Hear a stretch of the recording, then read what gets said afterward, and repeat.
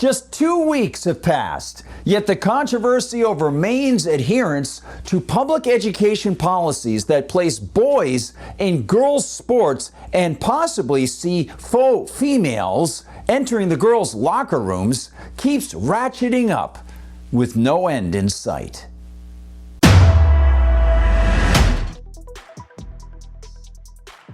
Hi everyone, I'm Gardner Goldsmith for MRC-TV, and here's the story. On March 31st, I reported for MRC-TV that Maine's Governor Janet Mills, the Democrat, thumbed her nose at a Trump Department of Education DOE Title IX compliance mandate barring biological males from competing in girls' sports. And that turn of the screw came on the heels of Trump and Mills sparring the previous month in the White House. Is Maine here, the governor of Maine? Yeah, I'm here. Are you not going to comply with it? I'm complying with state and federal laws. We are the federal law. Well, you better do it. You better do it because you're not going to get any federal funding at all if you don't. And by the way, your population, even though it's somewhat liberal, although I did very well there, your population doesn't want men playing in women's sports. So you better comply because otherwise you're not getting any federal funding. See you in court. Every state, good, I'll see you in court. I look forward to that. That should be a real easy one. When Trump's deadline of March 29th came and went, Mills, the Maine Department of Education, that's MDOE, the Maine Principals Association, that's MPA, and Greely High School brought a showdown onto them, not only with DOE, but with the Department of Agriculture, the USDA. And it went into court.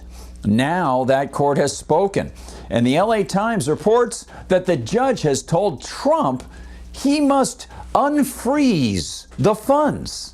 Quote, Federal District Court Judge John Woodcock issued a temporary restraining order Friday in a case brought by the state of Maine against the U.S. Department of Agriculture. End quote. Well, perhaps you're wondering how a federal judge, a person who got his law juris doctorate from the University of Maine Law School and who swears an oath to the U.S. Constitution, can issue such an order when, of course, the U.S. Constitution contains no provision in it for the federal government to sprinkle, like fairy dust, education money or agricultural subsidies on states. Well, you won't find an answer in the LA Times piece, but you will see details about how the money was attached to the USDA.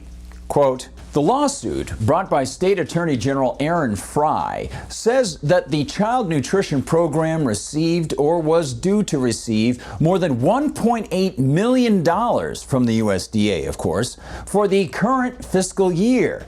Prior year funds that were awarded but are currently inaccessible total more than $900,000, the lawsuit states.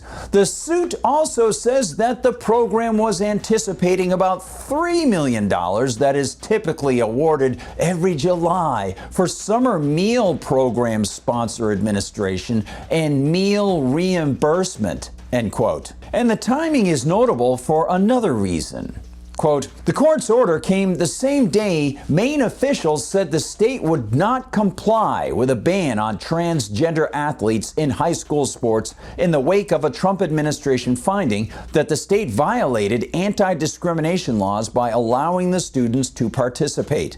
The U.S. Education Department said in March that an investigation concluded the Maine Department of Education violated the federal Title IX law by allowing transgender girls to participate in girls' teams, end quote. So what's at stake?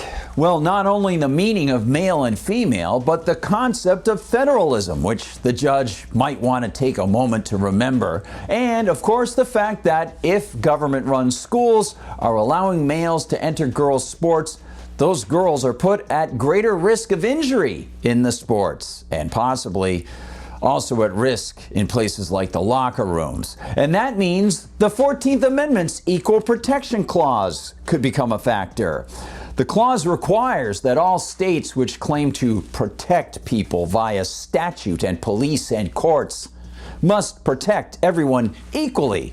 And if the state politicians and bureaucrats actively are taking steps to mix the boys and girls, well, such actions could see parents bringing the state to court for violating that clause of the 14th Amendment. It was only in December that the documentary Kill Shot was released, chronicling the severe injury North Carolina resident Peyton McNabb suffered in 2022 at the hands of a male pretending to be female on an opposing volleyball team and spiking the ball so hard it caused brain bleed. Why a judge doesn't seem to understand such risks is beyond belief. Likewise, why a judge doesn't grasp the fact that the feds are not supposed to be handing out cash to schools, or that the U.S. Department of Agriculture and Department of Education are completely alien to the Constitution? Well, those facts also are mystifying. Thanks for watching, everyone. Please like and subscribe. Follow us on Rumble, where they don't censor us, and share the videos far and wide. Visit us at MRCTV.org. That's MRCTV.org, where you can see what the whole team is doing, and you can contribute if you are so inclined, and check out the store for great items. Find us on TikTok, on Instagram, in Facebook, and on X. And if you want to find me on Gab, I'm at Gardner Goldsmith on Gab, and on X you can find me as at Guard Goldsmith. Thanks for watching. Please share the videos for MRC TV. I'm Gardner Goldsmith.